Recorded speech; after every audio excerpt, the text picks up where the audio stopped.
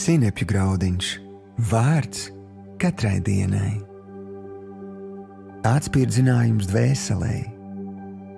Šodienas rakstu vieta. Nāciet šurp pie manis visi, kas esat bēdīgi un grūtsirdīgi. Es jūs gribu atvieglināt.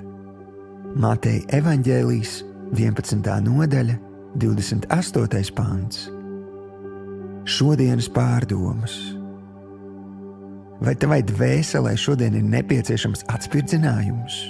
Vai tu saskaries ar izaicinājumiem attiecībās, ģimenē, finansēs, karjerā? Dievs mūs aicina paiet soli malā no dzīves drudžainā tempa un vērsties pie viņa, lai atrastu vēldzi savai dvēselē. Bībele teica, ka tiem, kas mīl Dievu, visas lietas nāk par labu. Jēzus pats solīja dot savu mieru, kas ir lielāks par to mieru, ko dod pasaule. Tātad, pat ja viss nenotiek tā, kā tu plānoji, vai pēc tava kalendāra, tu vari paļauties uz to, ka Dievs visu sakārtos tavā labā. Nodali laiku, kurā esi tikai tu ar Dievu.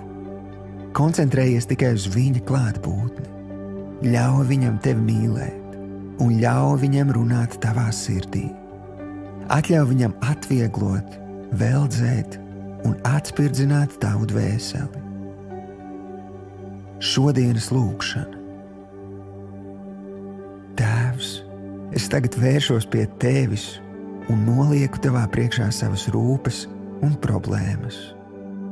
Patiesi, tu vienmēr darbojies manā labā, jo tu mani ļoti mīli.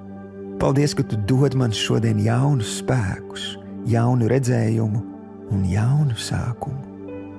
Jēzus vārdā. Āmen.